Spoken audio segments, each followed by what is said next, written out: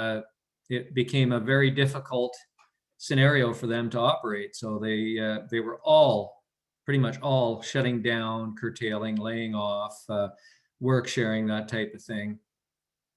And not too long after that, I'm also a member of and a director of BC Wood along with this association. I went to the Global Buyers Mission that BC Wood hosts every year at Whistler.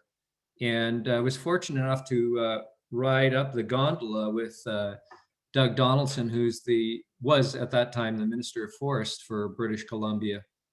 And just one little tidbit in that ride up the gondola at Whistler was of course, we all introduced ourselves. And when we actually got into nuts and bolts of what we did, I mentioned that, our industry is struggling somewhat and to acquire fiber. And, this has been an ongoing theme for all of my career and hasn't really changed much. In fact, the fact that the curtailments and such were happening, it had gotten tougher because the mills were, a lot of logging was shut down, and they were basically, not that they shared that much fiber, but just the fact that they weren't buying fiber, it slowed down the market supply. And I briefly mentioned that in our industry, it takes about 2 loads of logs, or around 100 cubic meters, to employ one person for an entire year. And that one statement really got his attention. And I kind of took a mental note of that at the time, because I was kind of surprised, because he was pretty kind of laid back and, just sort of taking in the sights. And when I mentioned that, he actually asked his aide, well, what's the ratio for sawmills? And I can't remember exactly what the reply was, but it was like 30 loads of fiber or something along those lines. It was, way totally off the other side of the scale. So that was really a sort of a significant thing. And I'm just sharing with you a couple of years worth of things that have happened here to try to sort of sum up some ideas and some things that I've observed. So on about the same time there, the Interior Fiber Policy Review process was underway. So during this time, there was a number of our fiber committee that were discussing and trying to write a paper on what we saw as vital components for fiber policy in the interior. They had done the coastal review, but because most of us are in the interior, this is kind of when was the appropriate time for us to all submit. So our association, with Sam Zernhelt in the lead, and Sam is an RPF and extremely articulate, along with a few other members like Josh from Artisan and Rob Wheeler, all participated. And Sam wrote the final version. It has 17 recommendations specifically to how we feel that fiber, and it's not totally specific to our industry, but how we could maybe enhance the access to fiber in the future. And again, as I said earlier, we were kind of struggling at this point, and we were actually, my personal company that is, basically had run out of logs, or were very close to running out of logs numerous times. And I decided that it was time to maybe be a little more vocal, not be so Canadian and quiet and laid back, but make that well known that that this was an issue and that employment was being affected. So we invited, actually we invited all the local politicians, a couple local mayors, a bunch of aldermen showed up, and MLA, the local MLA showed up, and media and quite a few members of the association all showed up.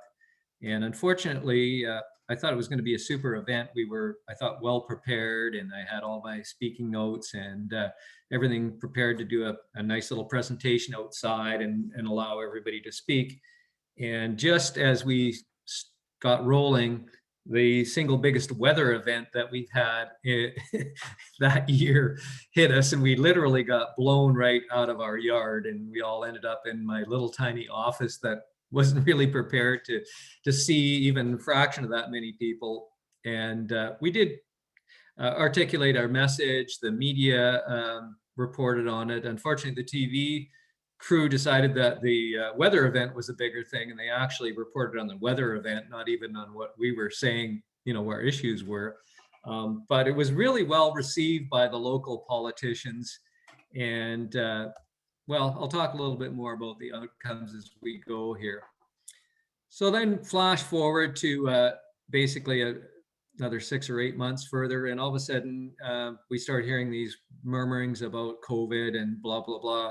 Next thing you know, governments are shutting down, and basically people are staying at home, and it set off a chain of events that I think nobody could have predicted, because next thing you know, people are planning their renovations and cottages and builds at home. And well, it's the old economics of supply and demand. And if you remember back in August 2019, the mills were shutting down. They were basically slowing down their lumber production. And well, I have my own personal theories. I think that part of it was planned because essentially supply and demand, the economics of supply and demand, if you have less supply, greater demand, the prices go up. Well, COVID really added to that, because first of all, there was less supply, and then all of a sudden a huge demand, because everybody realized, hey, well, now's a good time to renovate or plan my next build. And next thing you know, we see the biggest increases in lumber prices and commodities, wood commodities, that I think we've ever experienced, at least in my lifetime. So let's move forward another year here, basically March of 2021. Both the BC Log and Timber Building Industry Association and BC Wood realized that there was some grant money available in relation to supply chain resiliency. In other words, if you could show that that there was a way for an organization or an industry to benefit from creating a resilient and improving supply chain, that you might be eligible for some funding. So both organizations pretty last minute threw together some proposals and submitted them.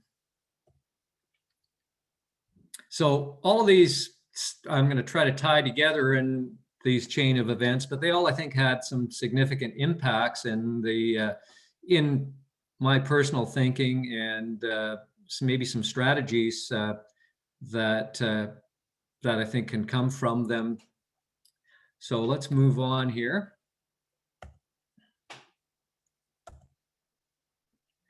So let's talk about short-term strategies for acquiring fiber, and I think pretty much everybody knows these. But this is more tailored to the log building people, but I think it really, these basic principles can apply to any type of fiber, and even a lot of relationship type of scenarios. So obviously, I want to go buy some logs. How do I get the seller's attention? Yeah, I can pay more. That might help you out of the immediate situation, but is it a good long-term solution? Probably not, because it tends to drive up prices. I can buy more. I mean, that's one complaint I hear sometimes, is like people don't come in wanting to buy enough material to make it worthwhile to sort that wood. So buy more wood, whether you do it collectively with other companies or can afford to buy more, but looking at buying more is obviously a really good strategy.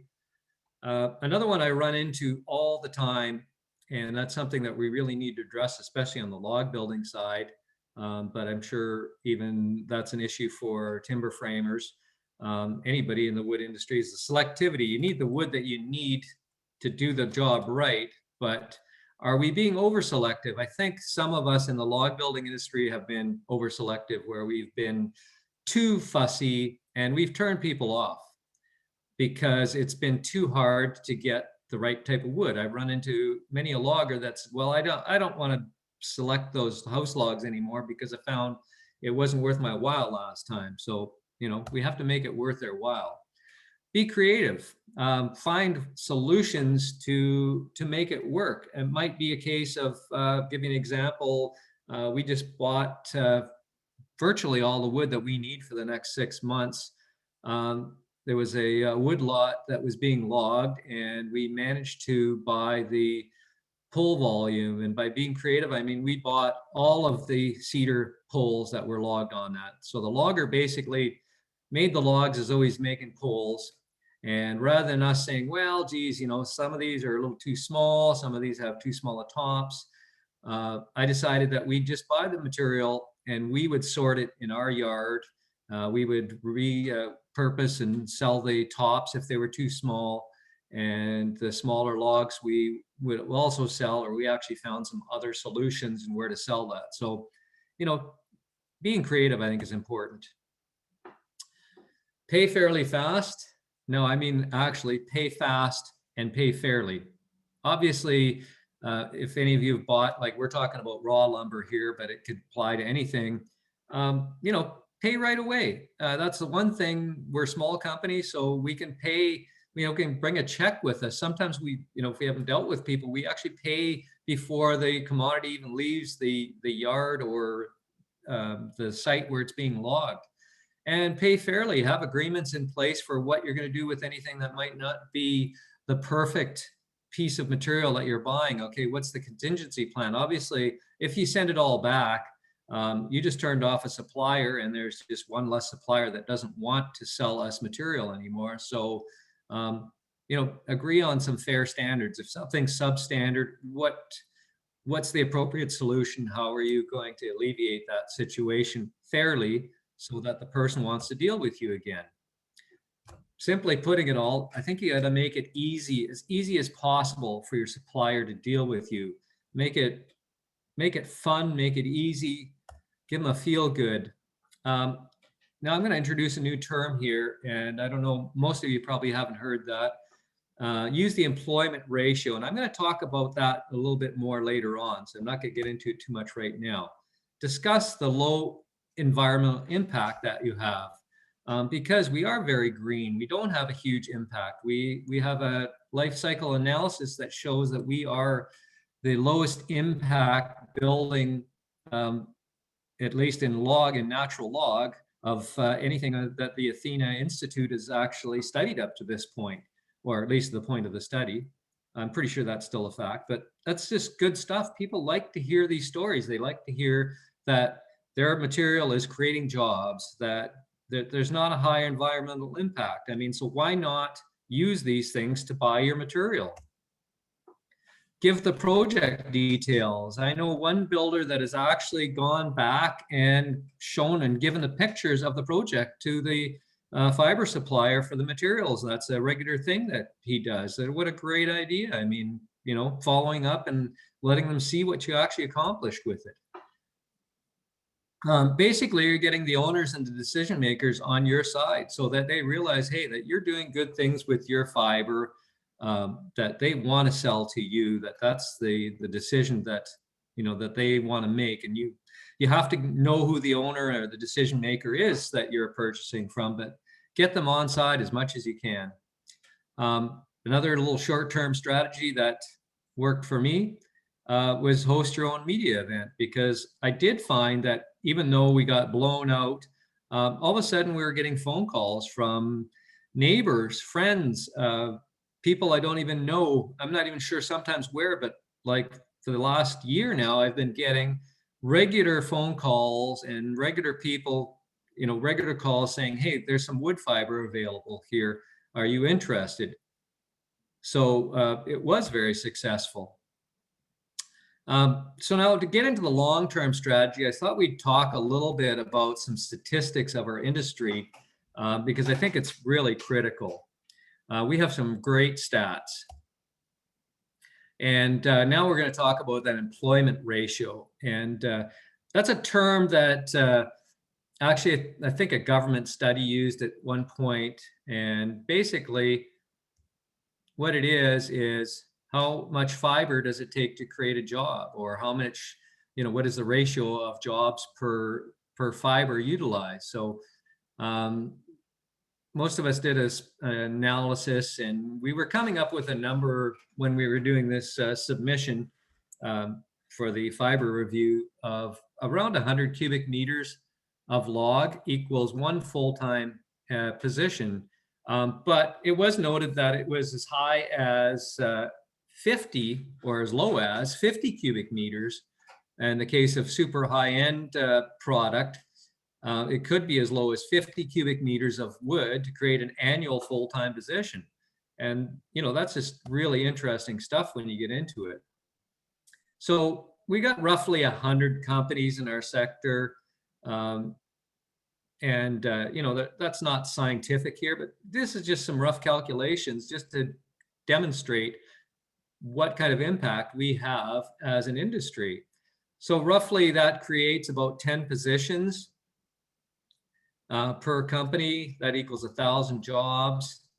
And in the interior renewal process, and there's a handout that I think Michelle has shared with everybody that you can read through. They basically outlined, I think, 33,000 jobs in forestry processing jobs. That's the direct processing jobs. So we're creating essentially 1 out of 33 jobs. And our fiber, this one's a little out of order, but 1,000 cubic meters for each company. So we're about 100,000 cubic meters of wood used by the industry entirely. And the interior harvest of wood in BC is about 50 million. And these numbers here, the 50 million, come from the Interior Policy Review, their background. In their introduction, they give these numbers. So I'm using their numbers for that. So what does that equate to? That equates to us basically consuming 0.002% of the interior harvest. So that's 1/500th of the interior harvest creates 3% of the job. So that's an amazing ratio, right? When you look at how many jobs we create with that fiber, like that's amazing. If we could do that with more of our wood fiber in BC, we would just have much, much healthier local economies and be doing much more with our wood fiber. And that's from again, the forest sector renewal. It's called the discussion paper. If you want to read through some of that stuff yourselves, it's quite interesting. So I think that's a really, really important thing, is that we start using this term employment ratio. When we calculate employment ratio instead of value added, it gives a much, much better indication of how the local communities are going to benefit. And again, the reaction that I got from Doug Donaldson was the same when I contacted the local mayors, the aldermen that came out. They all said, wow, that's huge. You know, that's really important. We need to gauge what our forests are doing for employment. It's much more important than what volume you're using or what your gross sales is. And it's even more valuable than value added, because value added may measure how much your wood or how much money you're making out of that fiber, but it doesn't measure how much of that is actually going into the local economy. But when you're creating jobs, you know a huge amount of impact is being created in the local economy. So we really need to start speaking in terms of employment ratio. It's basically bringing the forest value back to the small local communities of British Columbia, and it is a huge attention getter. I've even had that basically fed back to me by you know, a couple of the loggers that I've dealt with here recently that just said, well, I think this is great. You know, I'm thanking them for selling the wood, and they're just like, yeah, well, I'd love to create some local employment. I think this is a wonderful thing. So it's really taught me that, wow, like I have to communicate very thoroughly with these folks and give them all the information. You know, if I want to get to the front of that line to acquire some of that fiber, I have to use every trick in the book. And, you know, we've always talked about the many decades that I've been buying wood is like how we're at a card table playing poker, and everybody's trading things to get more stuff. And we got basically no chips. We got nothing to play with. Well, we do have something to play with, and that is the fact that we're creating so many jobs with so little fiber, and we need to, you know, get that card, that ace out of our sleeve and present it and show it and get in the game.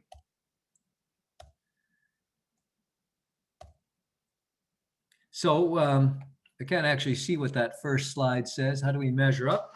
Let's have a quick view at how we do measure up. This is a survey by Natural Resources Canada in 2016, just to see how other sectors create jobs with volume. And so at the rate of 10 jobs per 1,000 cubic meters, like we would be at 10 jobs per, see if you see the left column there, that's the one I'm primarily looking at here. We would be creating about 10 jobs per 1,000 cubic meters. But don't forget, we also, we have people in our sector that are actually up as high as 20 jobs for 1,000 cubic meters. So we're right at the top there. I mean, we're right up there with cabinets and furniture and millwork, really labor intensive, other utilizations of high quality fiber. And if you look at other areas where they're in some cases not even creating a job with 1,000 cubic meters of wood as the primary breakdown is way down there. We create a lot of jobs for volume, and you know, that's a super important factor that I think we really haven't focused on enough in the past. So let's talk about the long-term solutions. What can we do long-term? Well, we can always pay more, but that's kind of, you know, more of a short-term solution. So let's just strike that one right off. What we need to do, or you should really do, is read the submittal that we made, and it has 17 excellent recommendations in the review.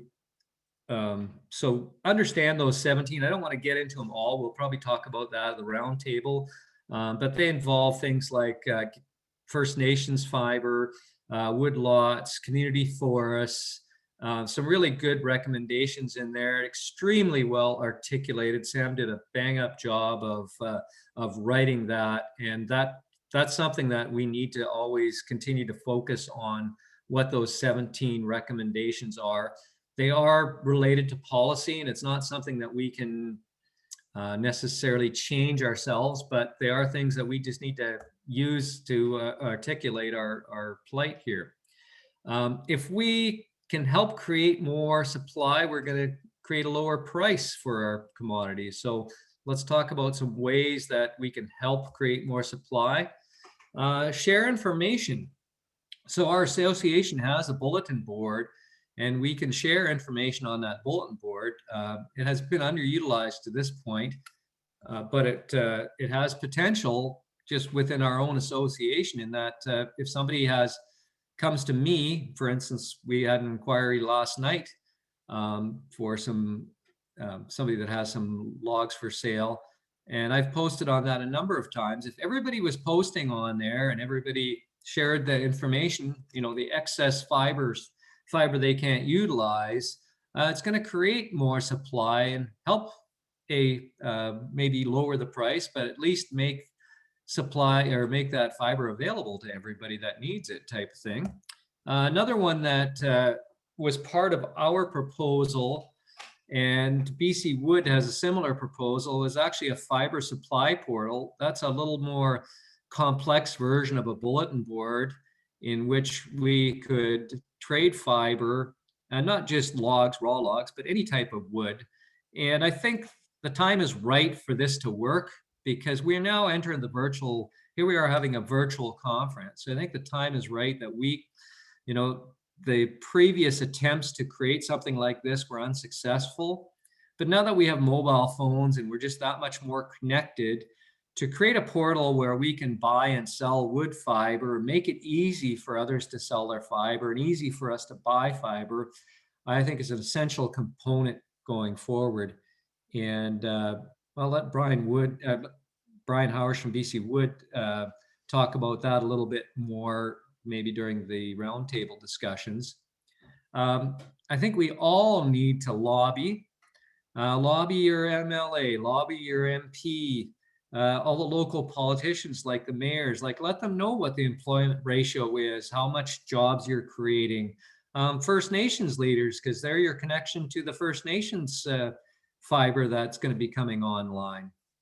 So lobbying and talking about what it is that we do are all really important. One that I've found is like huge. I'm getting referrals from friends and neighbors now since we had our media event. So, you know, don't be the quiet, laid back Canadian. Tell everybody about what you do and how you do it, and let them know that getting fiber is an issue, because you never know who they're going to be talking to and what kind of avenues it might open up. But just letting people know, building relationships. So I'm going to let you guys share some of your experiences and such with us later here, but certainly I would imagine that you all have similar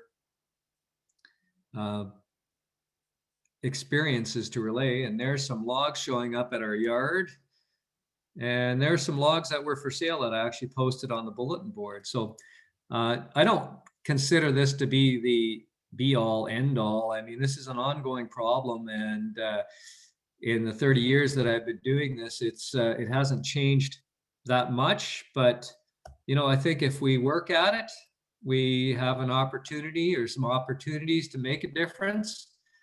I'd like to stay hopeful that that's the idea, and that basically brings my presentation to an end. Oh, one final thing I wanted to share with you guys is, you know, we talk about the TFLs, the tree farm licenses, the major licensees all the time, and I think one thing that has been forgotten over time is really, why do these companies have these rights to harvest wood? You know, it belongs to the Crown, it belongs to everybody.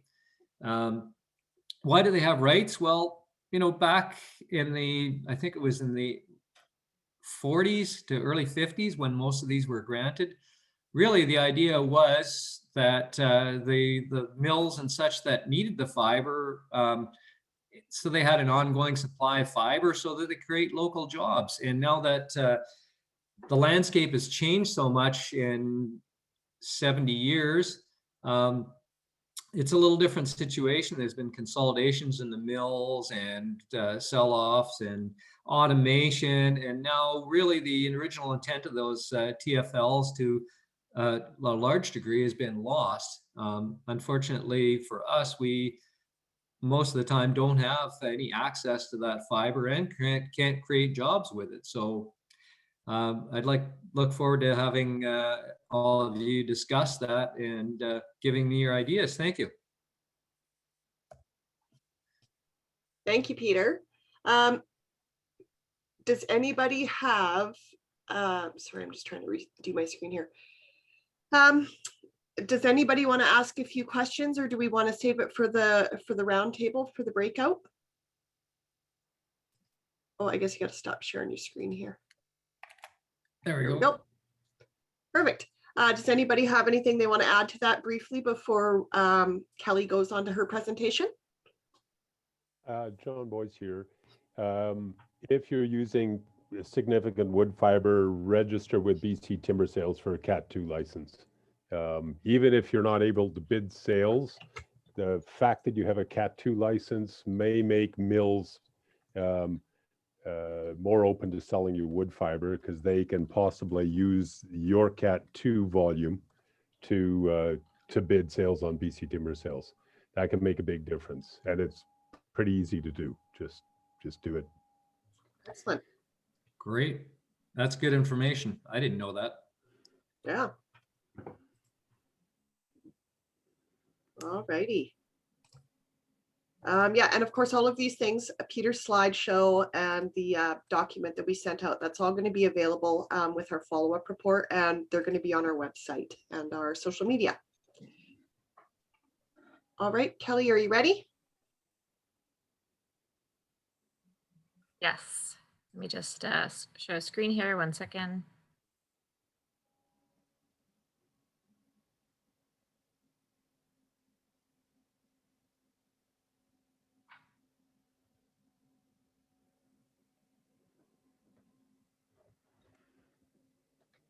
I like your house.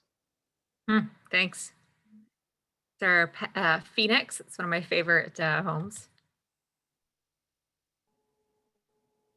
Okay, so are you able to see the screen now?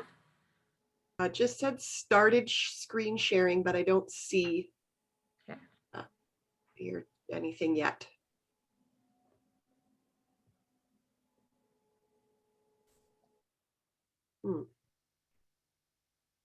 Oh, all right. I see it. I see half of it. Half of it. Okay. Is it just like fuzzy loading? Is that what the issue is? It might just be taking a second. Okay. Okay, well, I can introduce myself and get there first. So my name is Kelly Marcineau. I work with Panaboat International. Like Peter, I'm also a member of the BC Log and Timber Building Industry Association. And I guess it's now just been 1 year on the board because at last year's AGM and conference is when I joined with it. So my background was actually mostly in other manufacturing, had done steel, various textiles, working a lot with fiberglass. So wood was actually new for me. But one of the reasons that drew it to me was this different sort of approach for building environmentally friendlier products, especially coming from steel and fiberglass, where, we didn't really have even good recycling solutions. It really was, a lot of it was ending up in landfill, especially for the fiberglass components. Big change here coming in to the log industry as well. So a few things we've been doing. So even before I joined, this was an issue mostly coming from energy policy. So most people have heard about the BC Energy Step Code. And with the STEP code is mostly been focused on operational energy. And I'm going to go into a little bit more explaining and defining those coming up. And then, but previously to that, our association had done work to actually assess our values of different log wall assemblies. So you may have been hearing about the licensing that you can do to use these in your energy modeling calculations. And even prior to that, part of actually when the mountain pine beetle was more of an issue, there was a couple different studies that were being done with RDH on air tightness, water, thermal mass, and some other topics that were technical to our type of building material. And that's kind of the basis of, we keep kind of building as we go here. And things keep evolving as well. And so I think that the biggest change coming now is about embodied carbon, low carbon, products. And, that seems to be more and more awareness that this is something we need to look at besides just the operating energy or operating carbon that happens for a portion of the overall building. Yeah, so I'll pause there. Are people able to see my screen at all now? Has it come? Is it working now? Okay, perfect. So let me just go next here. So I think I'll start with sort of make sure we're kind of on stage for the energy code, give a kind of a brief overview of where that is, because a big change is happening next year in 2022. And then kind of highlight, maybe some of the work that we're doing as well on the government side. So step code, it's called steps code because there's actually specific steps. So every 5 years, there is increasing tightness of the metrics that we need to meet. And so they are looking at generally by step 3 is 20% more efficient. And there is different metrics. So depending on, what climate zone you're in. So they're often also looking at heating degree days. And then knowing what step you're on. And then there's going to be different metrics that you need to look at. So, the step 1, which a number of jurisdictions are at already, is that energy modeling is required. There is an air tightness, which is the blower door test. It's required, but what they call it is like a no-fail option. So they're trying to get you practicing, looking at what the issues may be, and helping you sort of training for the later steps. And then it's either the Energy Guide rating, you need to be % lower than what the reference house is. And so that's, again, where they're getting you kind of big training and looking at this. But the report actually gives you the calculations for the MUI and the TEDI. So again, you kind of start to get a feel for what your structures are at. Step 2 and step 3, 4, and 5 now to start to have an air changes per hour actual metric to meet with that. So we'll dig into that a little bit more later on. Really good guide, like you'll see in the PDF that was sent out, a lot of hyperlinks I added in here just so you can have some references. And this is a good one, actually a tool through BC Housing. And they have a design guide and they also have a build guide that goes all these little tips on how to have a more energy high performing structure. And so they have this is one of their summary slides where it talks about key strategies and looking at, okay, if you're looking to do changing the shape of the structure, what does that end up doing on from not important to more important, and what that impact is. So you can kind of go through each of them, and some of them are orientation on site and things that you could do without actually changing any of the materials in the structure. And then you start to go into other ones that now your structure is going to have to start, adjusting with R values for various assemblies, thermal bridging, reductions, increasing the air tightness. And then there's also mechanical systems there as well. So I know for a lot of us, we don't supply mechanical systems, but our customers will still engage it. So we may still, be having those conversations with them, or at least aware of what they're doing. A couple of examples of the air tightness testing, and just here sort of having it up where they'll end up sealing up the structure. And then this is a example here where they've used a smoke machine or like a fog machine to create there. And then you can see visually where it's coming out. And then this is an example of just using it with like a smoke pen that comes out. And I think later on, I have a few example photos of from thermal imaging cameras that can be used in conjunction with those blower door tests. So you can see where the air is actually being drawn to it. And so these are actually, all these photos came from those reports, I guess, through the Mountain Pound Beetle Coalition funding that our industry association participated in. Okay, so then now this is our more recent research that we've done is this R values for testing for the log walls and that licensing that we have available as well. Okay. Yeah, oh, too far there. Okay, so ICC 400 is sort of the standard that they look at now, different log species. So, cedar being 1.51 per inch, fir, and then we got Douglas for at the bottom here, 1.06. And so this is kind of the different R value per inch, and there is a calculation to kind of take a round log, squared off for using these calculations. And so what our association did is we tested 5 different assemblies, a mix of both Western red cedar as well as Douglas fir in a few different thicknesses. And we were able to show anywhere from 20 to 40% better than what those old R value testing results were. And so what does that generally mean? When they're plugged into the overall structure, you're looking at about a 2 to 6% overall energy savings that the home is modeled at.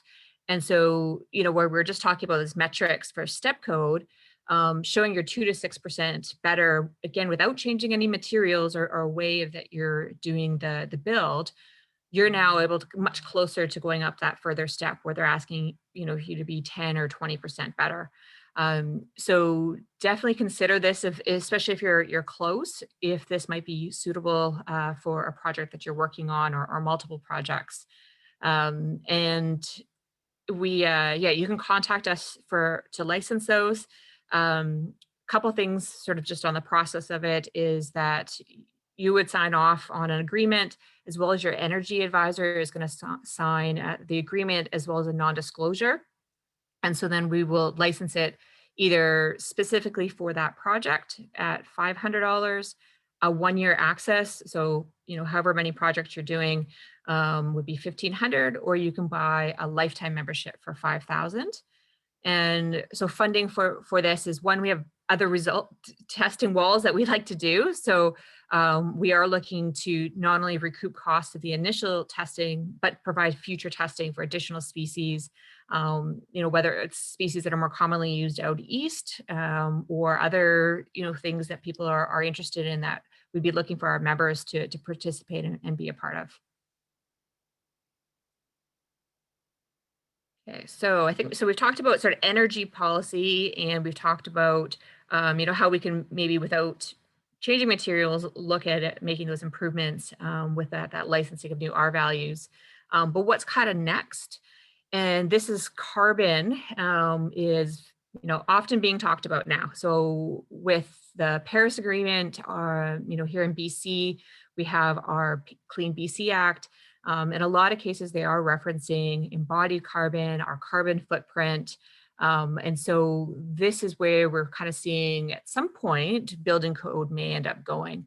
As of right now in Canada, that's not the case. They are still just looking at operating efficiencies in the structure. But in some of the work that we're doing through our association, there's a group of us, our energy committee, which has been now, I guess we've had 2 meetings with government, and we are actually intending to meet monthly with them, including after this one. They know we have this big workshop today, and some of the questions, actually all of the questions on our breakout session is to feedback to them and help guide some of the changes that we're hoping to see here.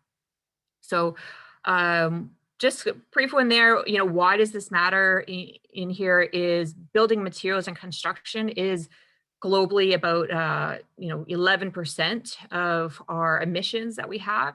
In Canada, it's our number 3. So we have ahead of us is the oil and gas sector and transportation. And then after that is things related to construction and buildings. So I know we're small here in log structures in BC, but I think we can have a big impact by being part of that larger building materials and construction sector, and things that we're doing can definitely help sort of move the needle elsewhere. Okay, so maybe I'm just going to start with like, what is carbon? Because I definitely hear different terms, different people kind of intermixing what it is. Some people question, well, isn't carbon good? Plants give us oxygen. So there's lots of kind of, questions I regularly hear. Carbon, it is one of the most abundant elements on Earth. Wood, diamonds, us, most things have carbon in them, or it is, one of our most common elements that we have. CO2 is carbon, 1 molecule of carbon and then 2 of oxygen. And that's what plants breathe in. They process it through photosynthesis, and then they breathe out the O2 and leaving behind the C, which is the carbon, which they then use as a building material themselves. We do another process where we actually we don't use photosynthesis. We're actually processing, other plants and animals. But our output is we breathe out CO2. And so, yes, carbon is good for us. There's lots of things there, though, that, too much of a good thing can be pollution and to the point of poisoning us. And interesting, and I think also with carbon, one of the things that we're also realizing is obviously scale matters with it. So whether we are dealing with, individual products or buildings, the volume, the amount is being used, but also that time scale. So with the embodied carbon, that's actually part of, the energy to produce a material, that's all up front, that's all at the beginning. So we're getting kind of the negative effects up front of it. And then you're going to have, yes, throughout the life of the building, you're going to have that operating, carbon that's released from it. But that is into the future with it. So we're kind of that balance of when it happens, especially is that we're seeing the negative effects, compounding here, that it is imperative that we start to act quickly, not just, delay things out into the future there. I would just say, like, yeah, shorthand. So it's not just carbon that's a greenhouse gas when they talk about greenhouse gas emissions. And so I think there's like maybe 8 or 9 ones, but methane is another big one that you do hear that discussed, more so in the agricultural business. But you also hear carbon equivalent. So that's what they're taking some of these different gases and then doing an equivalency to it. So that's that CO2e there, global warming potential. You also hear embodied energy, embodied carbon, carbon footprint. So some of these are slightly different terms, but the general intention of them is what's the carbon that's being used, the thing that's causing, a climate change, or, a major portion of the climate change, and how do we end up reducing that and reducing our impact. And I would just also mention, like, carbon's not the only thing that we need to be thinking about here. And when they do, like, say, a life cycle assessment, if they're looking at other things like, does it cause acid rain? Is it causing fertilizer to leach out into the ocean? So there's other issues there: biodiversity loss, soil degradation, habitat loss, deforestation, overpopulation, et cetera, et cetera. So definitely carbon is one of the things, but we definitely need to make sure that we're going to this, with eyes wide open on some of the other issues as well. So just a quick one here, just kind of how the life cycle goes. So we have that sequestering. Sequestering meaning it's held in there. So in the actual wood, whether it's the trees growing, once it's cut down, and then you're going to have it stored there till it eventually either burns or decomposes. I know I had a question just about decomposing there. It just slows it down. It actually, as it decomposes, mushrooms eat it, and other creatures, and it slowly will and eventually release that. And that's why you'll put it in. People actually will bury carbon, like trees and stuff, as a way to be sequestering them, and other plant material. The next one, go into your harvesting. There's definitely research out there about harvesting practices, soil degradation that happens, different ways that they can harvest that's less impactful. You also have the transport at various points, the manufacturing, construction, and then eventually deconstruction and reuse of materials versus something that needs to be going into the landfill. And then one box is operations. So, operations, I think in a lot of cases, it's easier to measure it because it's in one location. There's not so much moving parts. But again, as we kind of our understanding is gaining, we're kind of widening out in the various things that we're considering.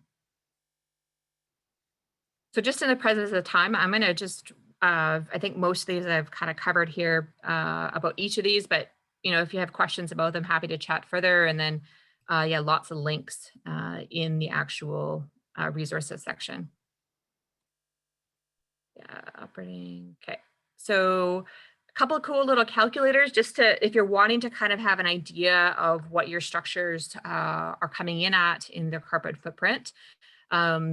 Yes, you can definitely go fairly technical and do research on your specific materials, including creating something called environmental product declaration. And then that actually, then other groups can use that tool or that specification in what they're doing in their own calculations and in the overall structure or project that they have. But there's some tools that you can use in the interim just to get a sense initially. So one of them is the Canadian Wood Council. They have a carbon calculator and lots of different types of building materials that are wood-based that you can kind of pick and choose from. The only challenge is it is just looking at substituting things, not doing an overall structure like some of the other materials that you might have related to foundation or roofing or glazing as part of that. And then another good one here is through Athena. So they have Athena Sustainable Materials Institute. And so they have a couple free tools. One of them is the Eco Calculator. It is an Excel-based program. It's pretty easy to use. You just have your bill of materials, and then you just go and fill in all the different kind of quantities and volumes of them. I would just say I have, there's a number of things that I know definitely from the Panabooth perspective that they just don't have the materials. Like, for example, like all the ceiling finishes indicate, gypsum and 2 coats of paint. That's not what we have in our structures. So again, you might have to do a little bit of fudging to get it to work, but it's free and readily available there. So just going back here, I had mentioned earlier that the BC Log and Timber Building Industry Association engaged a life cycle analysis. So they did that back in April 2012. Peter mentioned it as well, as one of their big conclusions is that this is one of the best building systems that they had seen. And that still is the case. There is some material, particularly other plant-based materials such as hempcrete and straw bales that are actually getting a lot of kudos as well, besides just the logs, but we're definitely up in the best of class type of category. The association's assessment that they did, they looked at timber frame, machine milled, as well as handcrafted, and looking at a number of different drivers of what's looking at the overall impact. Things like transportation, staining, what happens at end of life were some of the bigger contributors, but also what is actually one of the bigger ones was actually whether air dried versus kiln dried. And about 1/3 of the overall impact was that. So that's something for the, as we process our logs, starting to think about, how do we get them down to the moisture content that works for us, and the quality and longevity of the eventual product for it. And then one of the other ones was form of manufacturing. So you'll see that, say, a machine milled uses less materials, but because they have the manufacturing process versus the handcrafted, at the end of their overall ends up, you get some pluses and minuses for them. There's both right linked off of our association's website. There's both a summary version, just a few pages long, and then you can also download the full report. So I know I often, to customers, when they have questions, I reference this website and say, lots of great information here. It's coming from our industry association. So they see it as a high quality resource. So I've definitely been, especially with our more eco-conscious customers, that being able to refer them and give them this information has been useful. And then I know when we've been talking to government, they've been very happy to see that we've already done some of this work, and we're obviously committed to this overall. Okay, so some of the best practices, and a lot of these were actually pulled from that project that we had done with the Mountain Pine Beetle. I know John Boyes is on the call too, so he'd send these over to me, and I'm picking his brain one day, and lots of really good information here. And there's also the guidebook that our association has through the illustrated guide for log home buildings, as well as the ILBA has an effective practices and methods guidebook. Forgot the name on that one. Both of those are really good resources there, and that is something that government has also asked us about. Is at some point, is there a best practices guide related to energy efficiency and high performance log structures and homes? So in our breakout session, that'll be one of the topics that we'll want to get some ideas and brainstorming on. So some of the ones that came out of previous report and study that association did was about the windows and doorways. So attachment and sealing, we need to be able to move, but we still need to have that seal. So looking at different membranes and tapes and so forth, and gasketing. And I know coming up in our workshops that we have, some of our different supply partner or they're called associate members that will be presenting, and including some that are doing some of these materials. So I think that future workshops will definitely feed into this as well, that we'll get to learn some more of the technical side of it.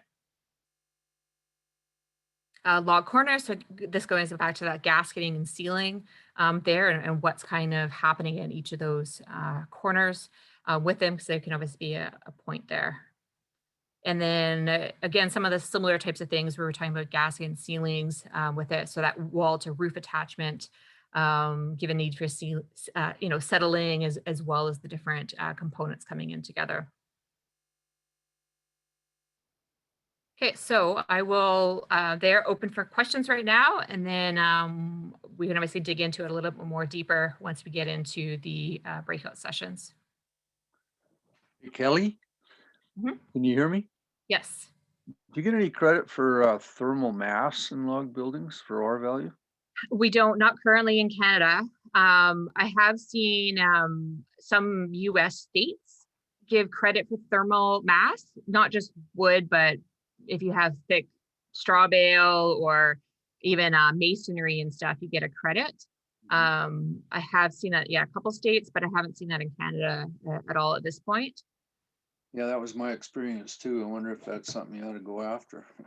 Yeah, we it is something we keep sort of bringing up with them, and where we think we're kind of got with the step code with government is they're saying, well, yes, it's complicated. There's all those kind of things there. What they're going to do is just do, okay, define what a log home is, and then what are those different metrics for the step code for that, and that's just kind of be kind of their quick approach to dealing with it, rather than taking in, yeah, thermal mass, carbon footprint, all of that.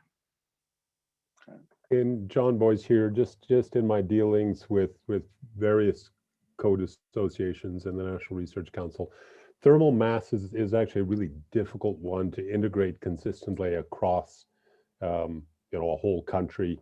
For instance, thermal mass works really well in a climate like Santa Fe, where you've got hot days and cold nights, and you can have a solid adobe wall that'll absorb heat during the day and return it at night. But if you try the same trick up in Tuktoyaktuk, where it's minus 40 at night and it gets up to a balmy minus 34 during the day, your thermal mass has almost no effect. So it's really tough. And unfortunately, thermal mass has sort of been oversold a little bit by the log home industry in the past. Certainly the Log Homes Council bet the bank on thermal mass at one point, and it just doesn't wash. It's pretty major pushback from building officials on thermal mass. Okay. Any further little comments or questions here? I have a question. How many people are taking advantage of the licensing program?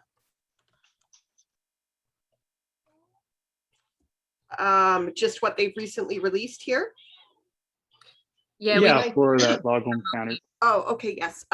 We've had some inquiries, but it's, the results are kind of brand new confirmed. Yeah, it's just been released. So, we've had about 3 different members inquire thus far, and I guess it's just kind of waiting to confirm what they want to use it with their builds and their energy advisors, and then we can determine what level of license they want to purchase, and then get the information to their advisors. But so far it's brand new, so we don't know just yet.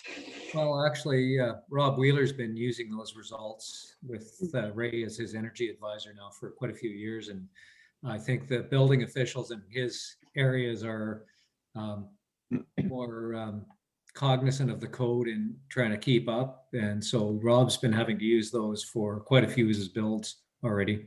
Yeah, and he's in an area that's already at step 3. So yeah, especially places that are step 2, step 3 already, then I can definitely see that you'd be already using these for sure. Mira Steinbrecher here. There's some really, going back to the thermal mass question, there's some pretty interesting research that's being done in Germany and now at the Oak Ridge Labs in the US about some of these pieces on thermal mass and the performance of logs. really interesting stuff, way above my pay grade, but it is being done. You said it was Oak Ridge Labs? Yes. Okay, I will, I can look into that for sure. Well, That's and I think the Mass Timber Association is part of that as well.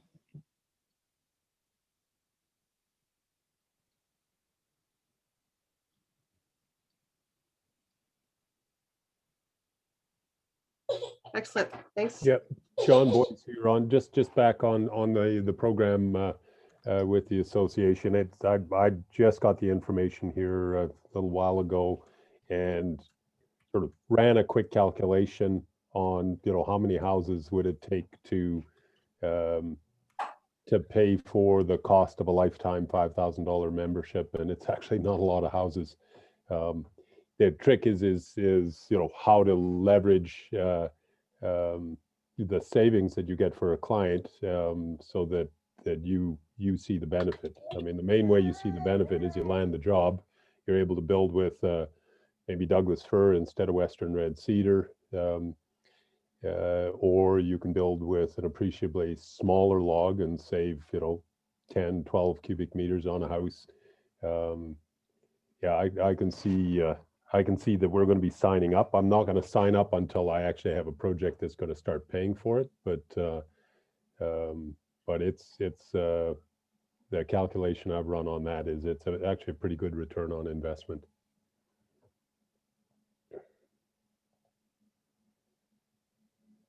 Thanks, John. Awesome. All right. Are you guys ready to try and see if we can get these breakout rooms to work for us? I did pre-assign based on your guys' registrations, but for those of you who perhaps didn't choose, I did assign you, but I've enabled it so you can choose what breakout room you go to if for whatever reason you've joined us not using your email address or you wanted to hop in on the other one. So I'm going to give it a go, and I'm going with Peter and Patty is going with Kelly, and feel free to message me if it doesn't work. Perfect. Thanks, Michelle. Yep. See everyone in there. And unfortunately, baby Penny has a bug. Okay. In progress. Here we go. Oh, seems to be going. Join. Okay, join. Click join to join your room. Where do you click?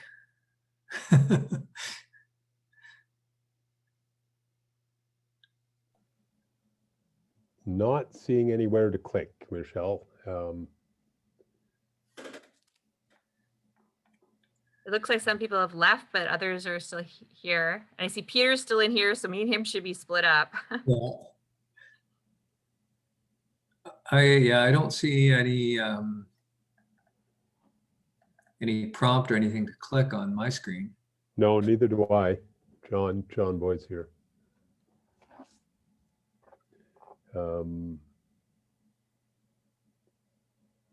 Okay. I don't have any way to join a different room that I can see. Okay, I'm just gonna call Patty, and people seem to be disappearing off the screen here though, so which seems to give me. I think they're clicking on the little leave button at the bottom. There we go. All right. So now it is. It must be one at a person, one at a time here.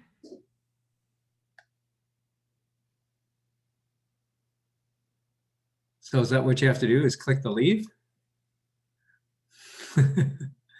Oh, here it is.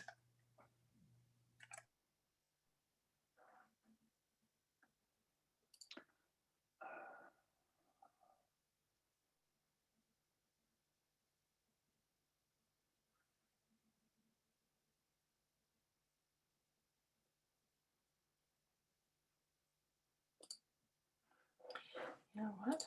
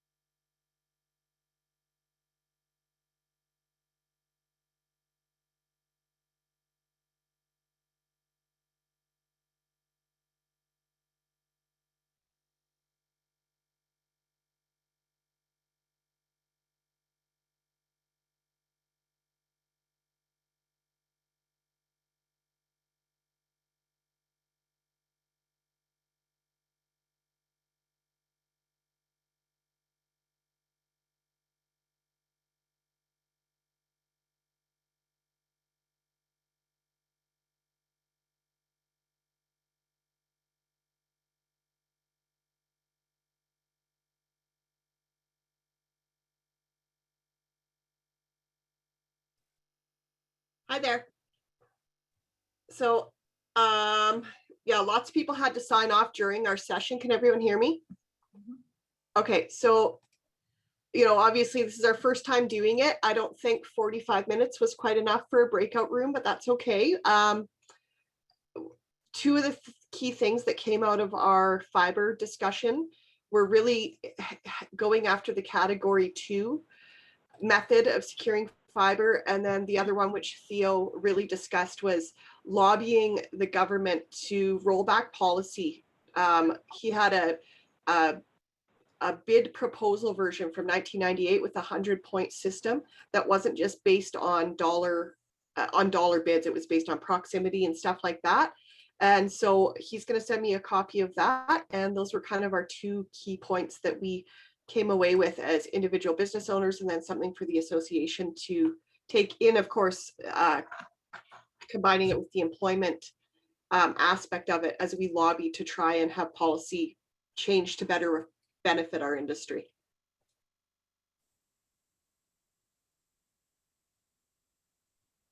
Okay. So our breakout room, we were talking about policy with government and log homes and air tightness. So I think the biggest things that that's talking about, like what makes a log home, is really that mass timber wall is the primary building envelope. So really sort of focus on that. There's lots of other variability, roof structure and other components there, but really that's that core difference between us versus a structure, frame structure. And then we also talked about, so if we are going to do some sort of data collection within industry on different log structures, what kind of metrics and air changes per hour are they been getting on projects? We would want to include a couple other questions. We don't want it too long that people get, it's too big of a survey to fill out each time.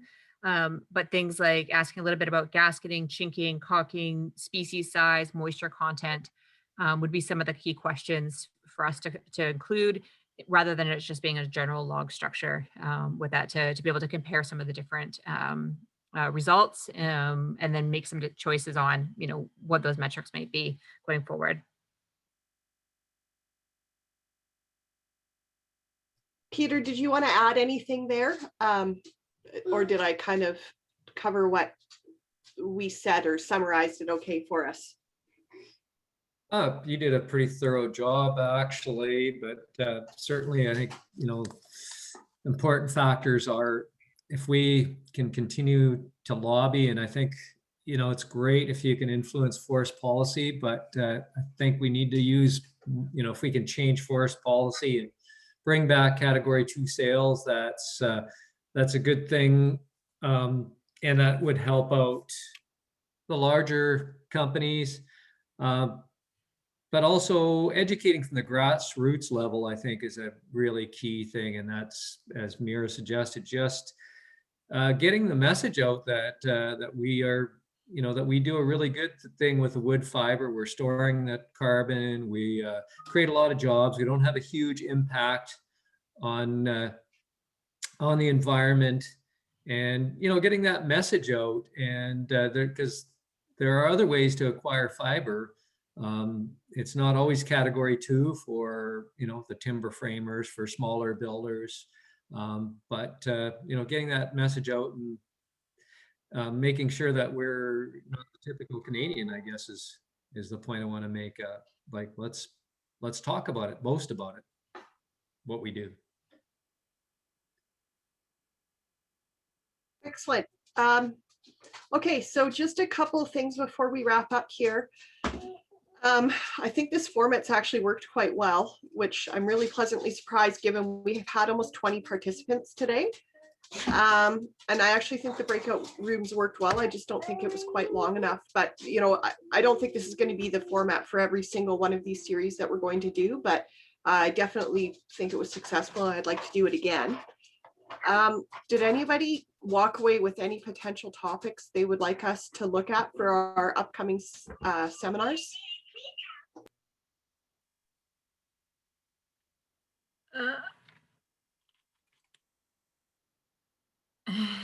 to speak for our group maybe. So I think because we were talking about some of the things that people are wondering about, was this gasketing, chinking, caulking, taping, membranes, kind of discussion.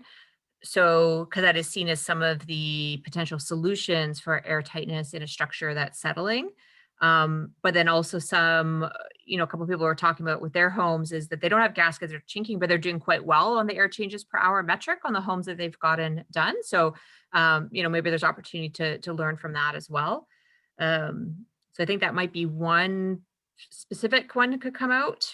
Yeah, I think it would be a benefit to reach out to our suppliers regarding that. So for sure. Suppliers, and also if somebody else has techniques, because if somebody's not using these materials and are still getting good results, I think, there's an opportunity to learn from that too. Russ, you went into detail. Oh, sorry, go ahead. Yeah, I think some of the manufacturers, not just in the handcrafted log, but in our other building systems, have also over the last few years been improving on their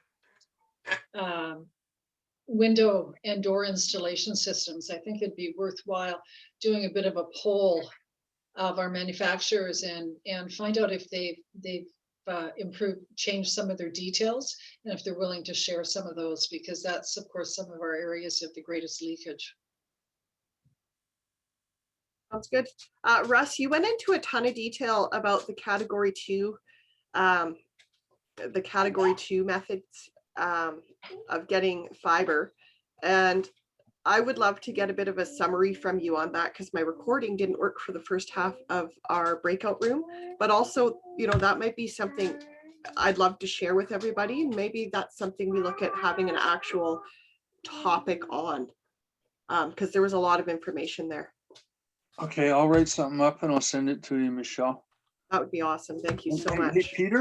Peter, you were mentioning about smaller guys in the Cat 2. I don't really see that as an obstacle. I mean, there's nothing, if a guy uses, say, 3,000 meters a year a log, he can get a 3-year, 10,000 meter sale. And, odds are you're going to, in theory, be surrogate bidding, because you're going to have a partnership with a big guy.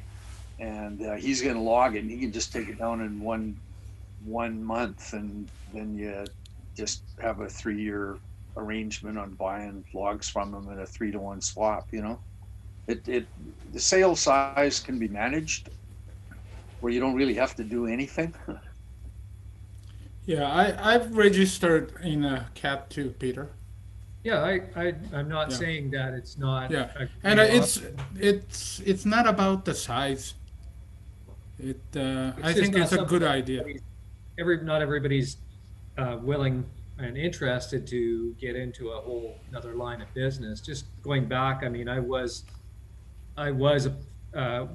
didn't have any category 2 sales, but we did apply for them, and there was sort of 30 to 50% of the builders were going after them, and there was another 30 to 50%, roughly half, that were like, well, no, that's not what I want to do. This is how I acquire my fiber. So it's not an entire solution for the entire industry, the way I see it. It's a great The point is it's open right now, and anybody can probably register without too much of the problem. And Russ said do it before something change, and I think that's the point. Yeah, that's great advice. I haven't been registered for quite a while, and we're going to go and register just to make sure that we're on the list. You can do it with no cash, no risk. Yeah. You just use your big partner's cash, and there's, as far as liability goes, that only applies to the guy on the ground, the guy that's actually operating it. You may never even see the sale. You might not ever walk on it. You're just a Cat 2 guy that's eligible. A guy licensee phones you up and says, "Jesus, there's a little block over here I want, and I can't. I'm not eligible. Would you mind?" And you just say, "Sure, put my name on it, and all you got to do is provide me this amount of wood for the next 3 years, or whatever." So it can be done. But they are pretty strict on your manufacturing process, though. If you say you're gonna consume, 3,000 meter, then you need to prove, you need to send a report. Yeah, absolutely. We pushed real hard to make sure that manufacturing requirement was in there so that it minimized or eliminated export. Absolutely. But I think that's where you can do a lot of your partnerships with your First Nations partners. Especially if you can work in partnership with some of your First Nations communities, get them to get registered for some Cat 2 sales perhaps. And they could partner up with a number of smaller manufacturing operators, a number of smaller builders. So then they could actually go after larger sales because they have the ability to manage those sales, or they can actually do some capacity building and build their forestry departments up.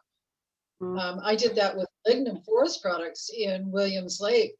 My goodness, I mean, it was 19 years ago, but we built 4 First Nations forest management companies to support tenure.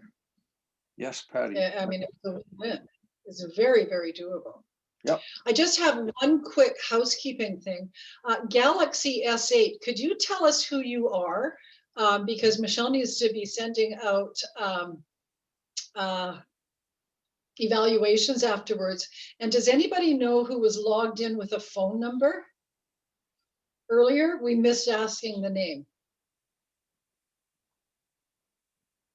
That I believe 250 that was number you. was, log people, Canada log people.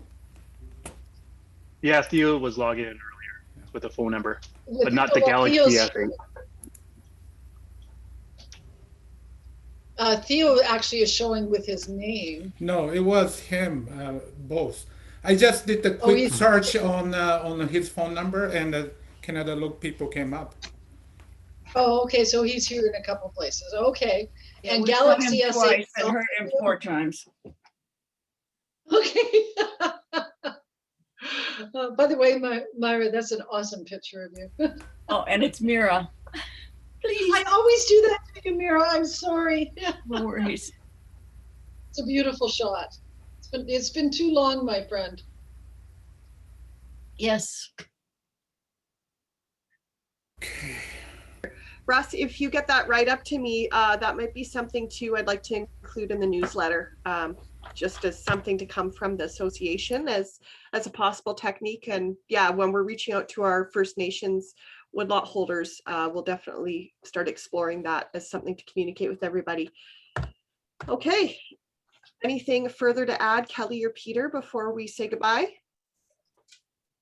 Well, I would like to thank you, Michelle, for taking this project on.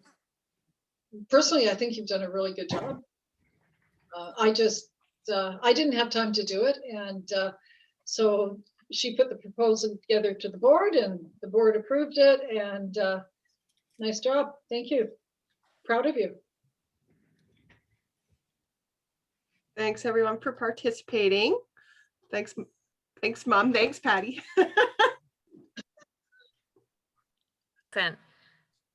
Perfect. So yeah, we'll hopefully be seeing you at future ones here. And I know with some of these topics, we'll definitely be talking and digging in more over the next while.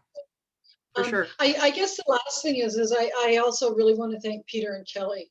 You put a lot of time into putting those presentations together. They were very professionally done, very well thought out, and very timely for what's going on in our industry, and actually in both the construction and manufacturing industries and in our forest economy right now. So thank you for staying so current for us and for passing this information along.